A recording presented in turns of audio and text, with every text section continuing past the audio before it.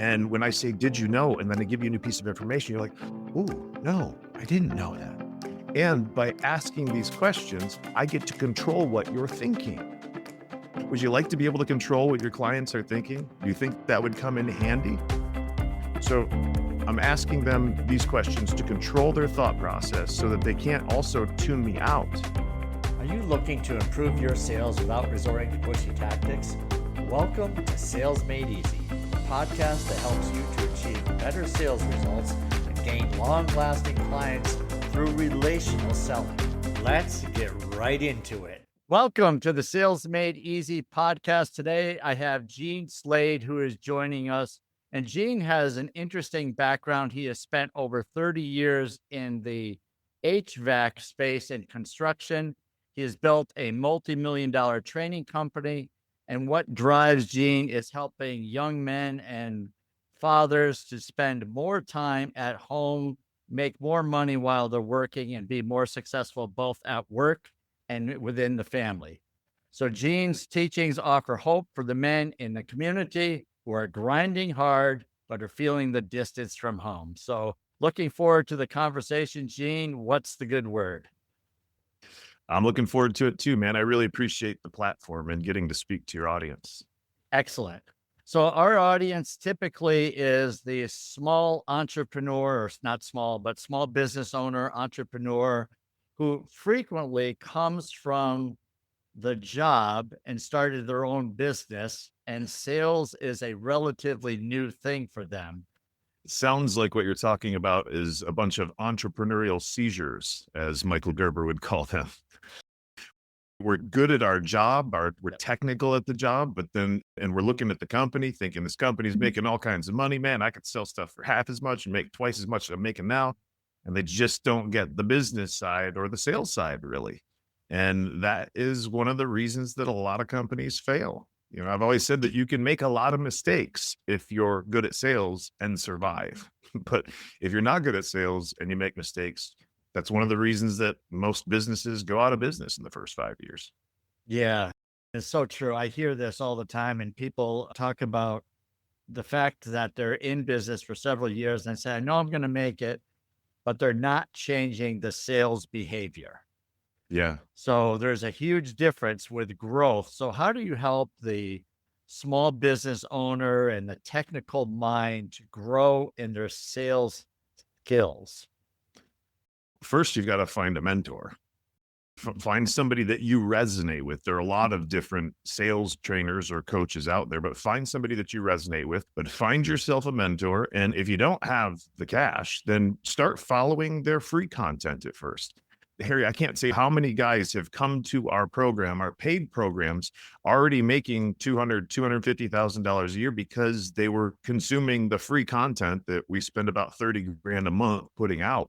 So number one, find yourself a mentor. And then number two, invest in yourself, invest in training with those people, because they'll take 10 years and compress it into 6 months or a year. They compress time for you. Money replenishes, right?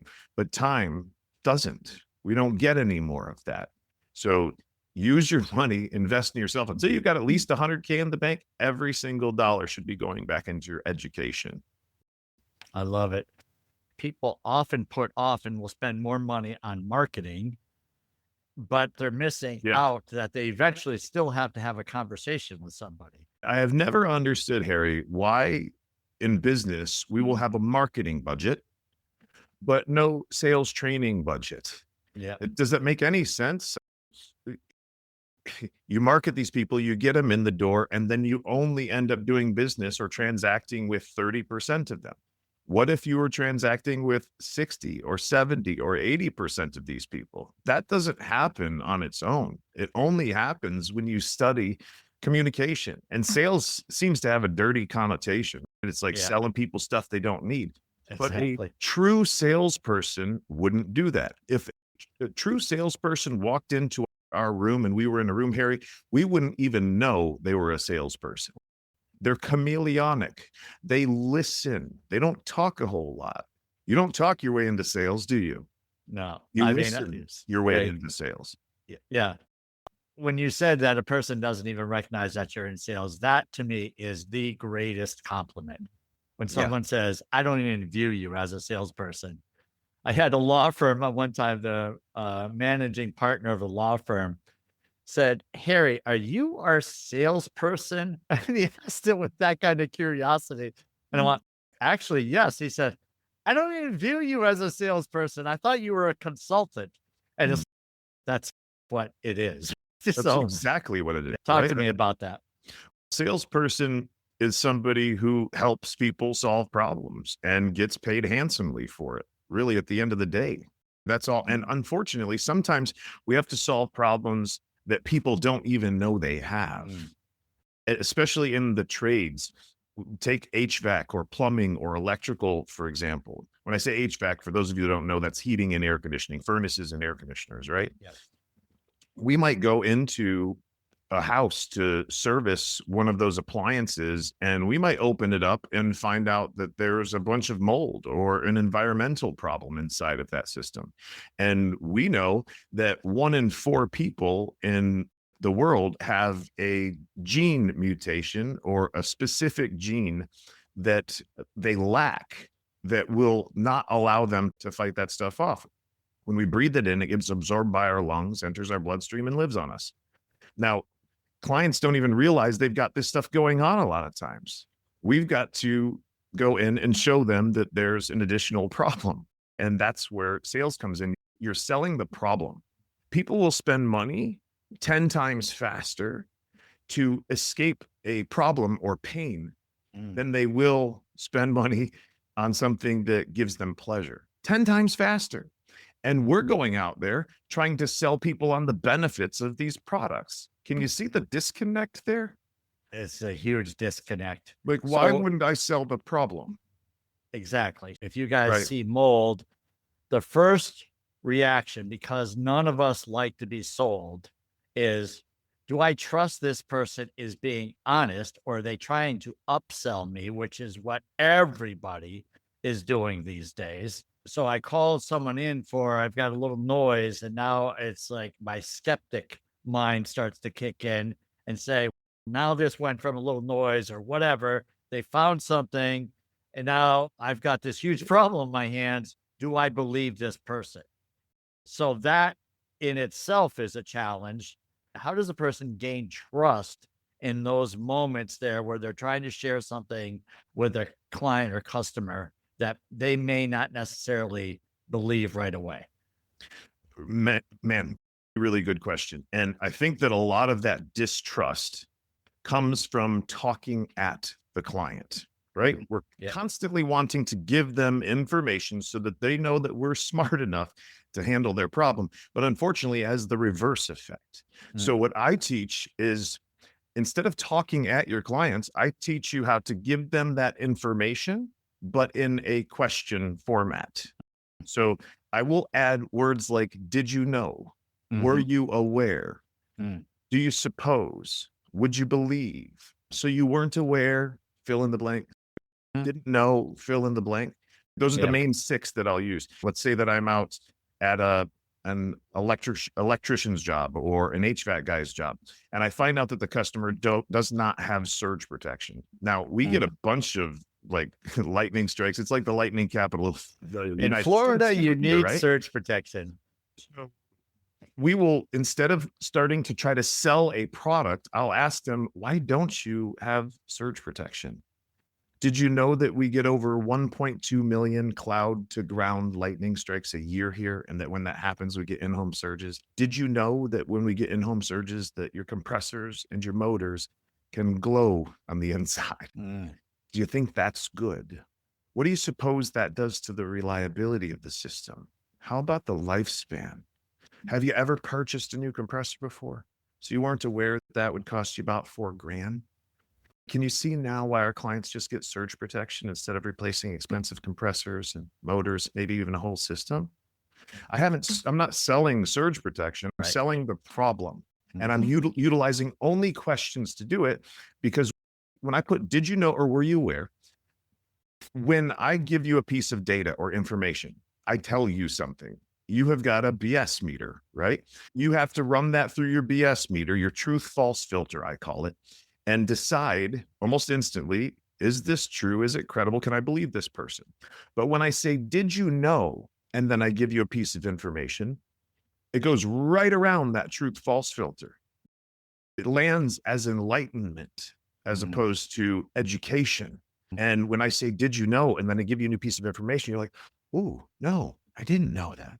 And by asking these questions, I get to control what you're thinking. Would you like to be able to control what your clients are thinking? Do you think that would come in handy? So I'm asking them these questions to control their thought process so that they can't also tune me out. Have you ever been with a client and maybe they're a 70, 80-year-old client? You've already finished the work that you're supposed to do for them. And maybe they're a widow or a widower and they're just talking and you're nodding your head, but you're not really listening. And you even fade out a little bit for a while. And then you come back and you're like, oh, they're still talking. I'll never forget the first time that ever happened to me, but that's what happens when you just talk at clients. Yes or no? Isn't that why we should ask them questions instead? So as a very practical tool for all of you listeners, write these down. Write down, did you know? Were you aware? So you didn't know. So you weren't aware. Just those four right there. And then add your information afterwards and watch how your clients receive you differently. You're not trying to sell a part at this stage of the game. You're selling a problem. And when they ask you, what do we do about this? Now there's interest in getting away from that problem. And they're 10 times more likely to want to escape pain than to experience pleasure. So stop selling all the benefits. You can do that. You just want to do it later, right? No. That's great stuff here that you're sharing with us. I love the approach about asking these questions, like, did you know, were you aware, are excellent. Because as you mentioned, you're controlling what the client is or the prospect is thinking, not in a negative way. No. You're honing in on the topic and what is a priority at that moment. So that if you were just talking at them, they can be saying, what am I having for lunch today? They're not in the zone as they are when you ask a question. So now the focus is now I've got to respond to the question versus my mind wandering. So I really like the approach there. And then coming across, I think it is a concern is for some is they sound too much like the expert, and people don't want to sound like the buyer doesn't want to sound ignorant. So I feel like you're bringing them in on your side of the table, so to speak, that we're partners on this versus more, I'm smart, you're not so smart, and this can push away quite a few people, I would guess. Yeah. It's much more of us both stepping on the same side of the line, me putting my arm around the client and just guiding them through the journey. Yeah. And when we're asking all these questions, my whole, what we call it is establishing a need. We have to establish a need for somebody to spend money or they will not spend money. Yeah. Most of the reason that they don't close a deal is because they have not established that need. You got to wait for the client to say, what do we do about this? Yeah. And that way I'm not selling, I'm enlightening, educating a little bit. And then I'm going to see, do they want to solve the problem? And if they don't, that's okay with me as well. I'm really, truly not there trying to sell something. I'm there to point out the problems, make sure they're fully informed, and then give them an opportunity to buy. Yeah. So, they have a real problem, or your tech knows that the homeowner has a real, or the business owner has a real issue. The person says, yeah, I'm just not ready to do anything with it. Yeah, that means I haven't established a need at all. Okay. So frequently it's okay. The smart person, I'm not saying that's true with your people, but I've heard, it's like the mechanic saying it's almost like a threat, right? You've only got whatever number of miles left before you have to do something, or, it's Sure. threatening, and then so what's your thought on that? I see you nodding, so maybe you can help me understand what I'm trying to say here. It sounds like you're talking about people wanting to delay Yeah. doing something, right? Yes. And what we typically do, and it really varies from industry to industry, but this is applicable to all industries. I will do something like a return on investment close. Okay. And if they say they want to put it off, I want to get their guard down. So I'll say, that's not a problem at all. Yeah. Right. And as soon as I say that's not a problem, the guard lowers just a tiny bit and I might be able to slip a jab. Right. Yep. Quick question. Would you want to wait if you knew for sure that it was going to cost you another $2,000 to wait? And most of the time they'll go, what are you talking about? And I'll go, well, let's just take a look at it. In the HVAC world, I can show them what their utility overpayments are for the next 2 years. At this stage of the game, we're probably going to have to at least make one more repair, right? The average repair in the United States is about $900 and something. So we'll add that up. Plus, have you heard of inflation? Has that been happening much lately? What does a gallon of milk cost today compared to last 2 years ago? Would you believe that the same thing has been happening with copper, aluminum, steel, plastics, gasolines, all the other stuff that are required to make these products and get them here? Now we're talking about we could be adding another 3, 4, 5% a year. Our prices in the HVAC world, we've been getting 10, 20% increases every quarter.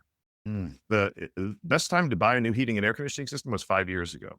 They're twice as much money as they used to be. So if we add all those things up, we can show the client the cost of waiting. Yeah.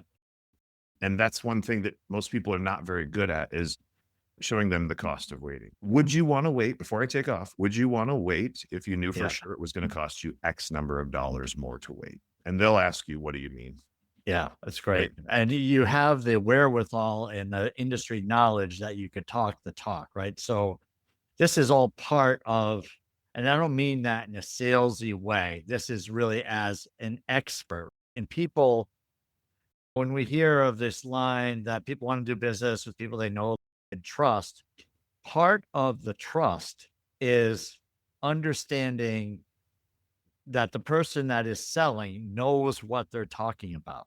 It goes way beyond, this is the best HVAC system out there. It's more than you'll ever need. You'll never outgrow it. Our company is amazing on the service. It will be incredible. You'll have one call to make. We'll take care of everything.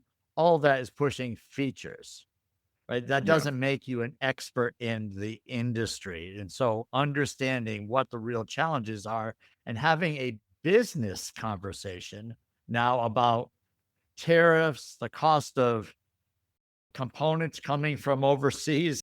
There's a lot of stuff that's made here in America, but there's also a lot of components coming overseas. And yes, prices have gone up. Now, the waiting game is, are cars getting any cheaper? Yeah. What's getting cheaper by waiting these days? And over the past few years, I don't think years ago, we used to say that prices were going down with technology. Now it's just the opposite, it seems. Yeah. Good thoughts. So when you're approaching an organization that feels like they're doing pretty good on the sales side of things, how can you politely share with them that there's opportunity for improvement? I just ask them if they feel like there's any money being left on the table at all, or are their sales guys the best in the world and they never miss? Yeah. Because I haven't found a company yet that is really awesome at sales. Yeah. And most people, I think, would want the improvement. But again, the challenge is, like what you said earlier, is the sales versus the marketing. Based on the revenue that a company, I look at the average sale, the average ticket price, and in the HVAC, what is that number about? If you don't mind me It asking. depends on what you're talking about. If we're talking about maintenance nationwide, for people to go on a maintenance calls, it's usually around $100, $200 would be the average ticket.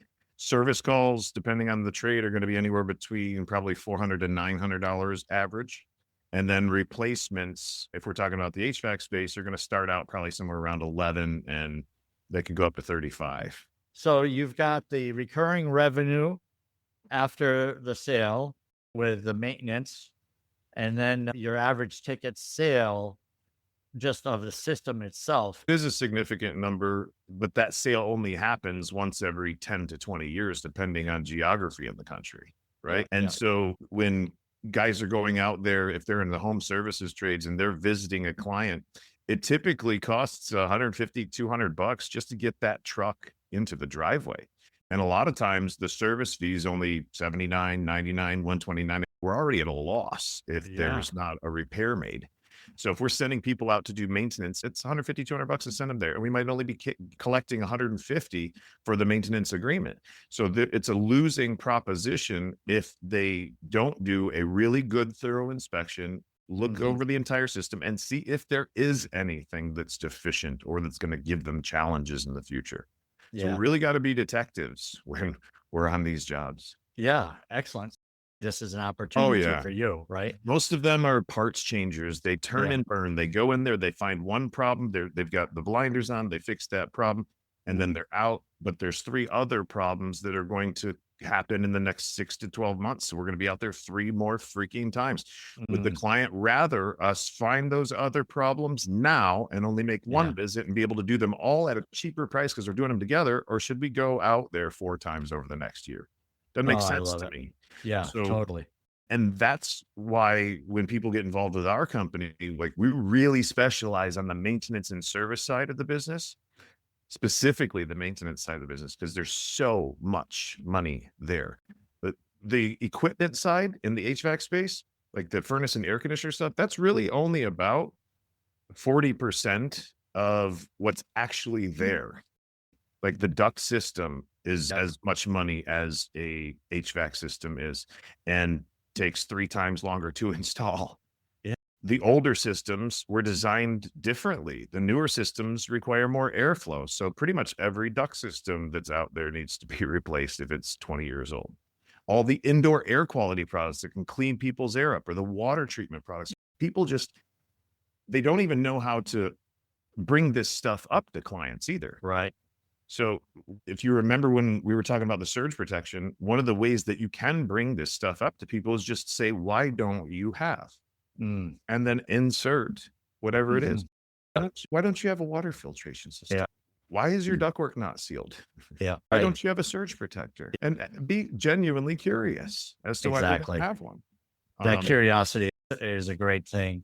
It's a great way to open the conversation and not seem like you're trying to sell them something. And then you can ask them more questions and sell them. So I got to ask, is this an industry where someone will take the data and find out, they visit my home, for instance, and they say, this guy, he's got plenty of opportunity, he doesn't see it yet. What happens with that data? Does it go into a CRM? Is there any individual marketing? Yeah, that type of. It definitely goes into a CRM. And then we want to look at each one of those clients and match the right human being, the right technician for the right job. If I've got 8, 9, 10, 12-year-old system down here in Florida, I don't want to send somebody who's fresh in the business. I send them to the 1 and 2-year-old systems that probably don't have anything wrong with them, and they clean them. I gotcha. Yeah, smart. Good stuff. You mentioned too that you want to help with younger men and parents or dads get more bang for the hours that they're working, spend more time with their families. How does this all fit in with that? Well, I want technicians to be able, and salespeople to be able to work less, make more money, and get home for dinner on time. You can work less and make more money if you get better at sales. If I can show you how to double your sales in 7, 10, 14 days, you'll have the choice at that stage of the game because you'll have an excess of money. You'll have a choice potentially of whether or not you want to work as much as you're working. Now, this may not be true until you get to a certain level. Right. Because, for instance, if at my air conditioning company, if I have a $500,000 revenue generating person and somebody who generates $5 million in revenue, the person that generates $5 million in revenue is going to get more flexibility from me because he's putting $5 million in the bank account every stinking year. Make sense? And totally. I used to say, just because you're in sales does not make you a salesperson. And people sometimes they think that the money in sales is really easy. It's easy pickings. Oh, you salespeople, you have the life of luxury. You don't have to work that hard. You just say a few things. You say anything to get to say all this negative stuff. But when people realize that, first of all, I would say the majority of salespeople are really honest. They're going to do the right thing. You don't have to, there's very few that are shady. If there's in a sales organization, if it's 1 out of 20 that will cross the line, yeah, there's always going to be those people, but the vast majority are not. I agree. And so the idea of making money by getting into sales means also that you have to work harder in the beginning, and you have 100%. To learn things that maybe stretch you out of the comfort zone a little bit to get to the point where you have to try things that are going to stretch you out of your comfort zone. And it's humbling. Use it. Yeah. It's definitely humbling too. When you think of, you're very comfortable, and I get it, right? You're very comfortable with whatever your job was. You knew it back in like the back of your hand. But getting into the sales side of things and understanding personalities, it's a whole different. I'm not saying it's impossible. It's just, it's going to require work. And sometimes you're going to step in it a little bit. I know I have. How about you? Have you stepped in it once or twice? Many. More than most of the people that I know. That's probably why I'm so good at it. All right. Good stuff. Gene, where can people find more of you? You definitely are a person that gets it with sales and very consultative. Love the approach. For if people want to find more of you, where do they go? You can find me anywhere online on all the social platforms. The @ Gene Slade, GENESLADE. It's like Blade, but with an S. You can also just Google my name and you'll find all kinds of articles all over the country where people are writing about us. So that would be the best way to reach out to us, especially if you're looking to increase your average tickets like you were talking about. We actually just launched a new model for our business, and I think we've got 5 spots left for this month for people to join. It's 0 risk, 0 money down, and you only end up paying me a small percentage of whatever the increase in revenue is that you have, or your increase in your average tickets. We're the only people in the trades that are doing anything like this. Everybody else wants to charge you 30, 40, 50 grand up front. Hell, I get 150 for 4 half days when I go out and I do sales training at companies. Wow. So it's a way for people who could never afford our services before to truly partner with us. And when we run the models, these people are taking 75, 76, 82% more dollars to the bank than they were. Yeah. So it's a massive opportunity for some people out there that are willing to put in the work, they're hungry, they're humble, and they're willing to do the work. Those are the type of people that we're looking for. So just Google me or hit @Gene Slade anywhere on the internet. You'll find Excellent. Great stuff, Gene. Thanks for joining on the Sales Made Easy podcast. Appreciate you, man. Okay, great. Bye.